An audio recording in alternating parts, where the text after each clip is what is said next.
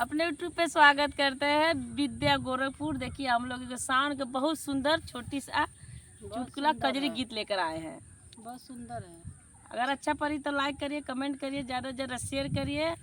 ये कमेंट करना आप कहाँ से हमको देख रहे हैं।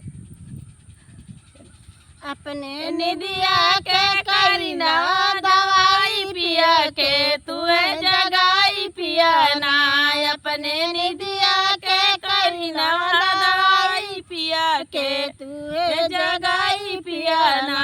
एक तो गोदी में गदेला दूसरे सासू के जमेला।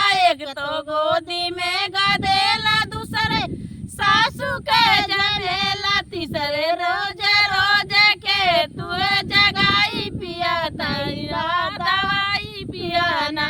तीसरे रोजे रोजे के तुए जगाई पिया करीना दवाई पिया ना। अपने निदिया के करीना दवाई पिया के तुए जगाई पिया ना। अपने निदिया के करीना दवाई पिया के तुझे जगाई पिया ना। एक तो गोदी में गदेला दूसरे जेठनी के जमेला। एक तो गोदी में गदेला दूसरे जेठनी के जमेला। तीसरे रोज रोज के तुझे जगाई पिया ना दवाई पिया ना।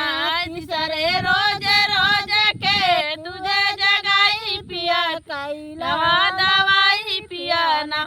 अपने निदिया के करीना दवाई पिया के तुझे जगाई पिया ना। अपने निदिया के करीना दवाई पिया के तुझे जगाई पिया ना। एक तो गोदी में गदेला दूसरे ननद के जमेला। एक तो गोदी में गदेला दूसरे ननद के जमेला। तीसरे रोज रोज के तुझे जगाई पिया कैला दवाई पिया ना। तीसरे रोज रोज के तुझे जगाई पिया करीना दवाई पिया ना। अपने निदिया के करीना दवाई पिया के तुझे जगाई पिया ना। अपने निदिया के करीना दवाई पिया के तुझे जगाई पिया ना।